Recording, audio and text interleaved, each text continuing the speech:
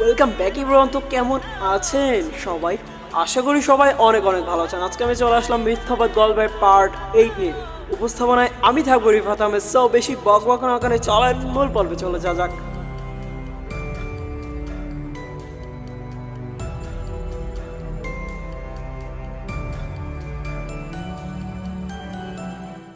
Hello, আসসালামু আলাইকুম। কে বলছেন? আসিফ, আমি তোমার ভাবি।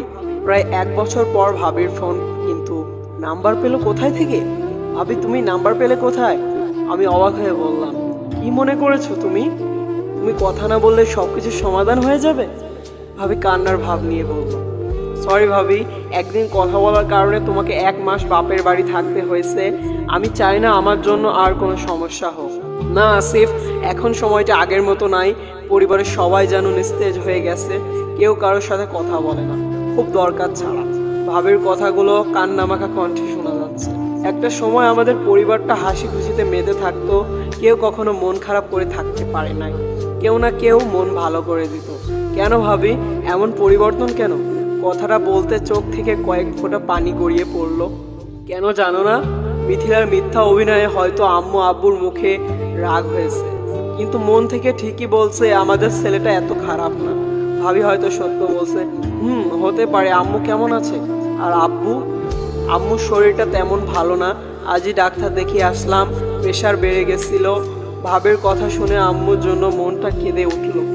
আম্মুর যত্ন নিও প্লিজ, আর আব্বুর খেয়াল রাখো। আসিফ, বাসায় চলে আসো, হয়তো সবাই তোমাকে মেনে নিবে। ভাবি বলল, না ভাবি, মেনে নিলেও মিথ্যা অবাদ নিয়ে বাসায় যাওয়া সম্ভব না।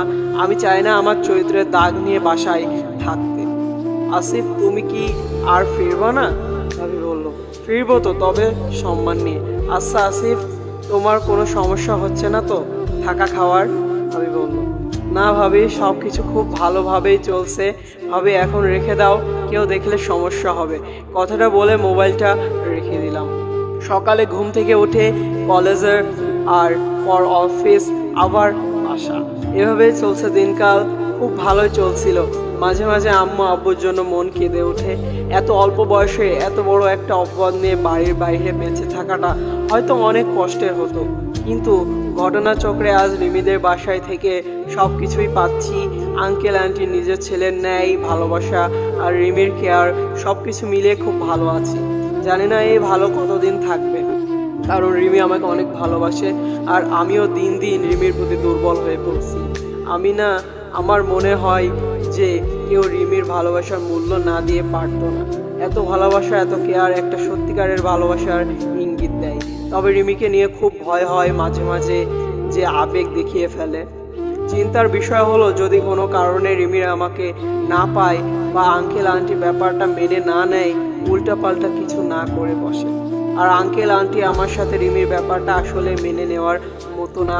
হয়তো যে কোনো বাবা মা তার মেয়েকে এমন ছেলের হাতে তুলে দেবে না, এই ভয় নিয়ে সব সময় পার করছি।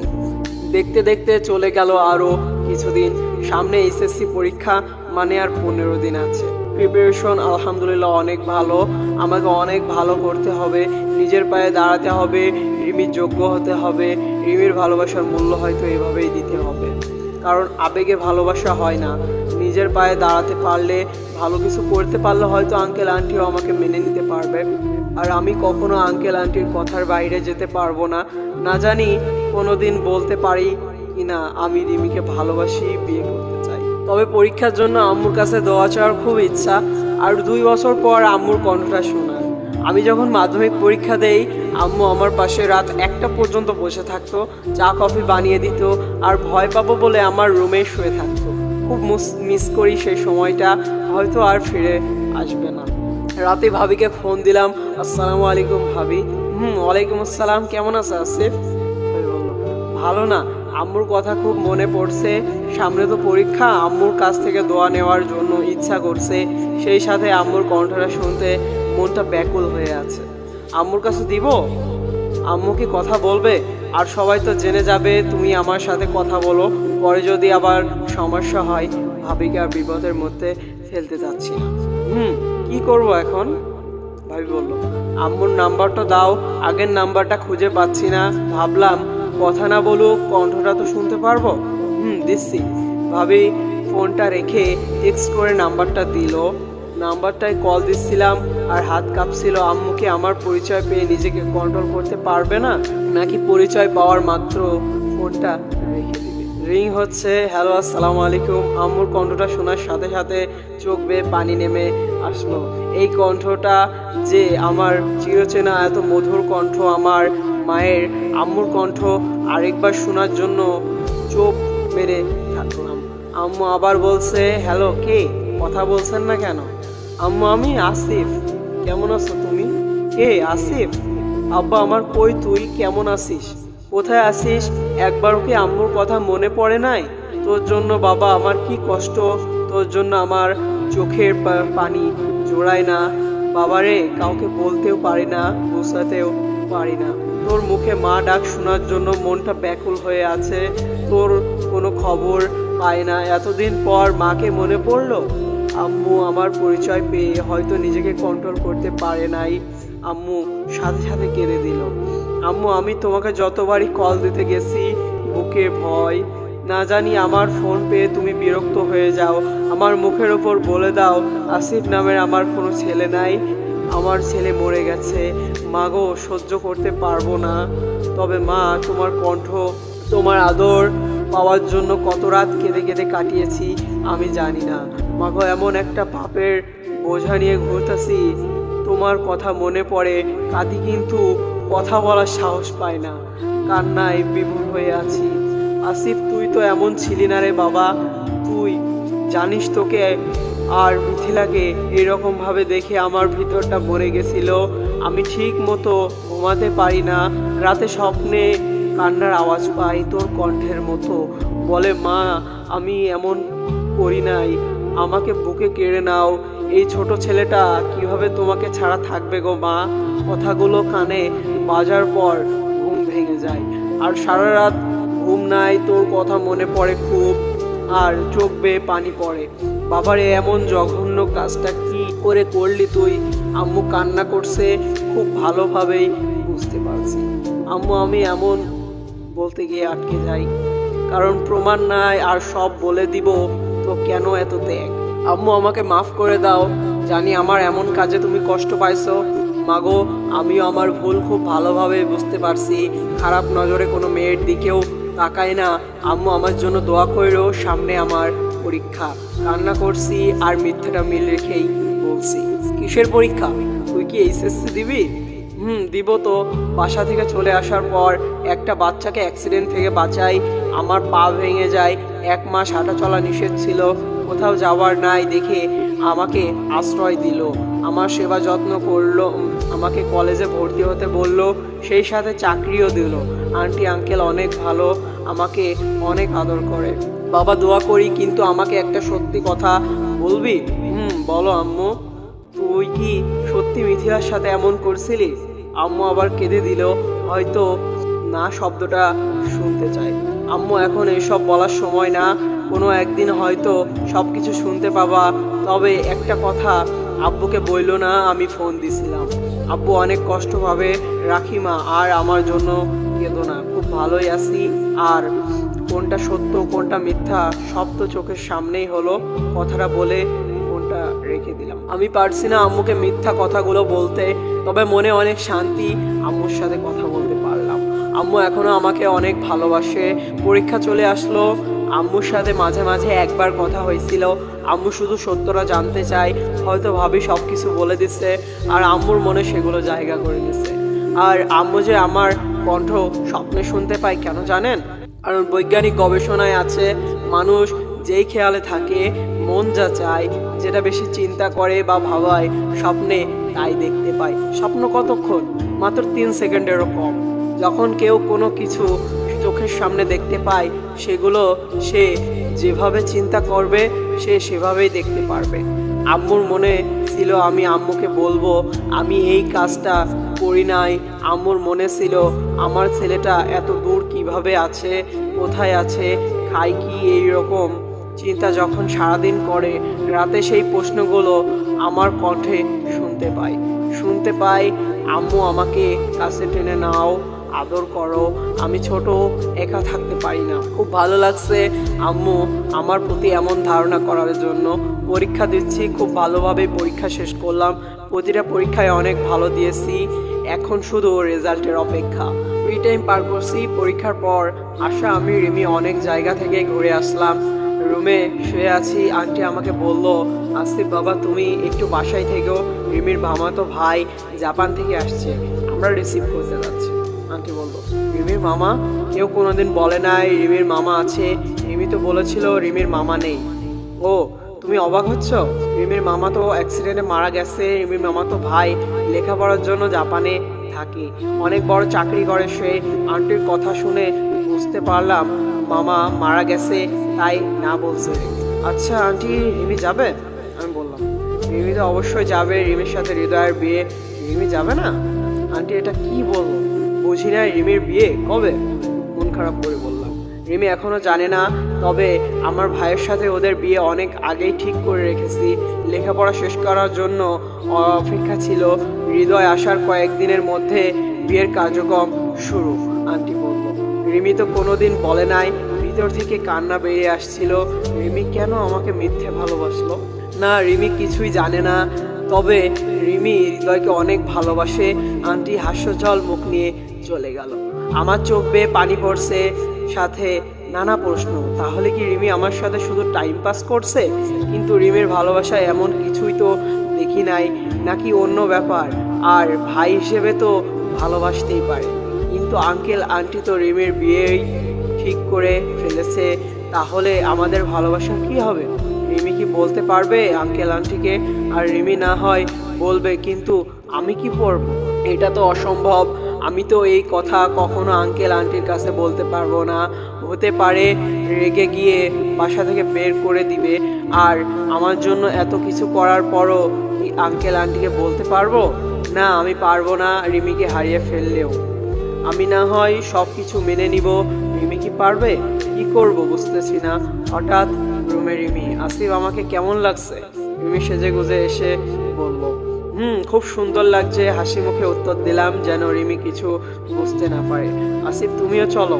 রিমি বলল, না, 30 মিনিটের রাস্তা, এখনই তো এসে পড়বা। আমি বাসায় আছি, তোমরা যাও। আচ্ছা তাহলে আসি।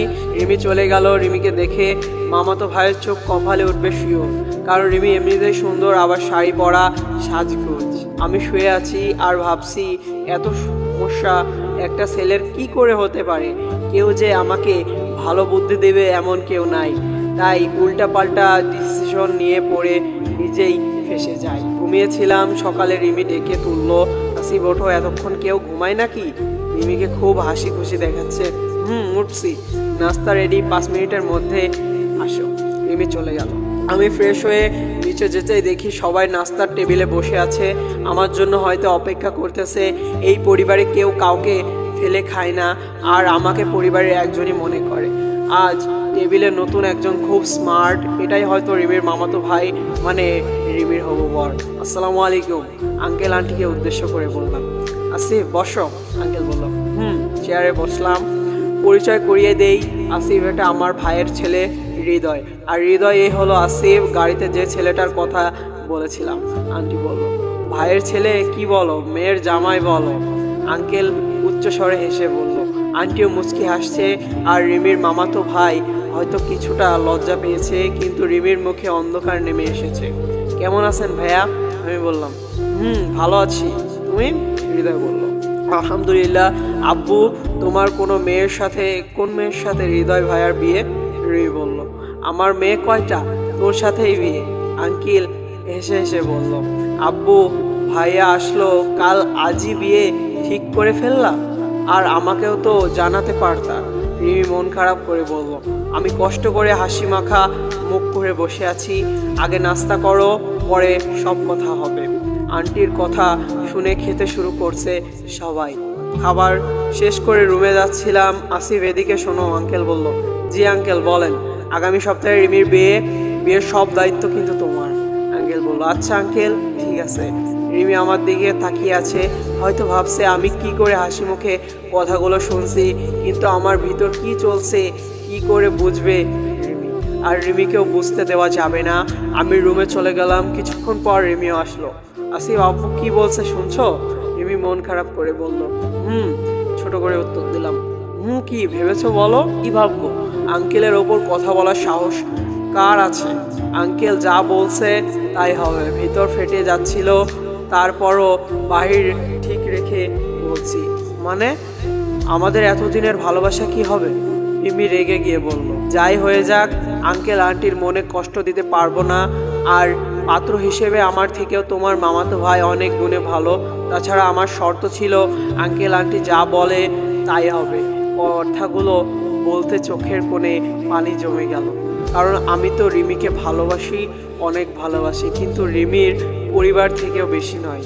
ও তাই? তুমি ভাবছো আব্বুকে বললে আব্বু রাগ করে তোমাকে বাসা থেকে বের করে দিবে আর তোমার ভবিষ্যৎ বরবাদ? তোমার কাছে আমার ভালোবাসা কিছুই না? তোমাকে নিয়ে শত স্বপ্ন বোনা এইগুলোর কিছু মূল্য নেই? তুমি তো স্বার্থপর, নিজের স্বার্থটা খুঁজে বের করলে। রিমি কান্না করছে আরও বলছে, রিমি আমাকে ভুল বুঝো না, তোমার ভালোবাসার থেকেও তোমার আব্বু আম্মুর ভালোবাসা হাজার গুণ বেশি। এত ভালোবাসার মানুষগুলোর মনে আমি কষ্ট দিতে পারবো না। এতে করে যদি আমি স্বার্থপর হই তাই ভালো। চোখের পানি লুকিয়ে বললাম, জানি রিমি এগুলো সহ্য করতে পারছে না, তবে খুব ভয় করছে রিমির যেই রাগ উল্টাপাল্টা কিছু না করে বসে। বুঝেছি তুমি ভয় পাচ্ছ, কিন্তু আমি ভয় পাচ্ছি না। আমি তোমাকে চাই যে কোনো মূল্যে।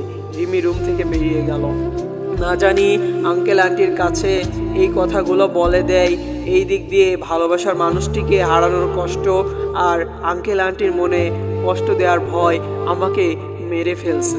রিমির জন্য ওই ছেলেটা বেস্ট, দেখতে খুবই স্মার্ট, আর রিমি হয়তো সেখানে ভালোই থাকবে, আর ভালোবাসার মানুষটি ভালো থাকবে, এটা হয়তো সবাই চায়। সারাদিন রিমিকে মন মরা লাগছিল, হয়তো আঙ্কেলকে বলতে গিয়েও বলতে পারেনি। তবে শুনেছি রিমি পড়াশোনা শেষ করে বিয়ে করতে চায়, এমনটা বলেছিল। কিন্তু আঙ্কেল বিয়ের পর পড়ালেখা চালানোর কথা বলে। এর মাঝে রিমির মামাতো ভাইয়ের সাথে কয়েকবার কথা হয়েছে, নিজেকে হাসি খুশি রাখার চেষ্টা করেছে। রাতে আসলো। আসিফ, কি শুনছে? সব কিছুই সত্য শুনেছিস? আমি বললাম, তুই আর রিমি আঙ্কেলের কাছে যা, সব কিছু খুলে বল। আঙ্কেল তো তোকে অনেক ভালোবাসে, কথা না রেখে পারবে না। আশা বলল, আমাকে দিয়ে হবে না আশা। আচ্ছা, আমাকে কিছু করতে হবে। আশা বলল, কি করবা? বিয়ে আটকাবো। আশা মুচকি হাসছে। এই হাসির রহস্য আমি জানি না। কিভাবে? আমি বললাম, দেখতে থাকো। আশা রিমিকে খুঁজতে গেল। রিমিকে কিছুক্ষণ আগে রুমে শুয়ে কাঁদতে দেখেছি, আবার আমার রুমে।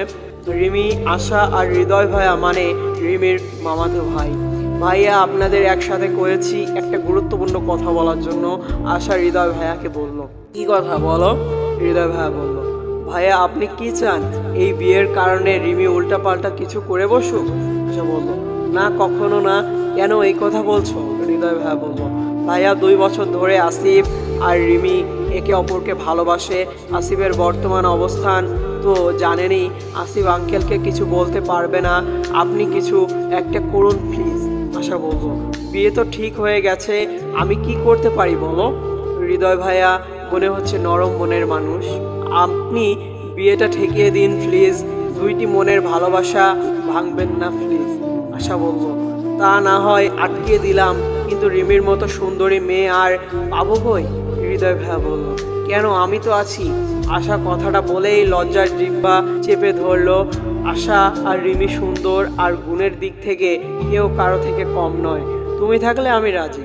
হৃদয় ভাইয়া হেসে হেসে বলল, দুস্থ, রাজি হয়ে যা প্লিজ। হৃদয় ভাইয়া অনেক ভালো ছেলে, আর তোর তো কেউ নাই, তাই না?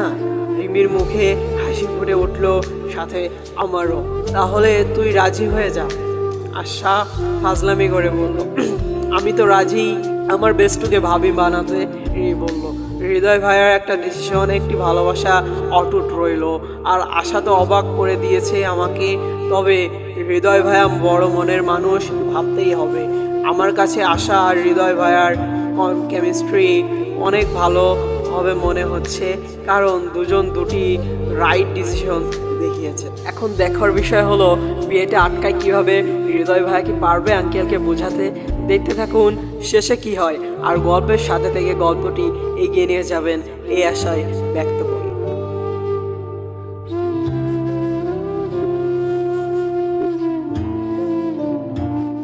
তো বন্ধুরা, আজকের পর্ব এখানে শেষ করলাম। ভিডিওটি ভালো লাগলে একটি লাইক দিবেন, আর ভিডিওর মধ্যে কোনো ভুল ত্রুটি হয়ে থাকলে অবশ্যই ক্ষমা দেশে দেখবেন, যেহেতু মানুষ মাত্র ভুল, আর আমিও ভুলের ঊর্ধ্বে নই।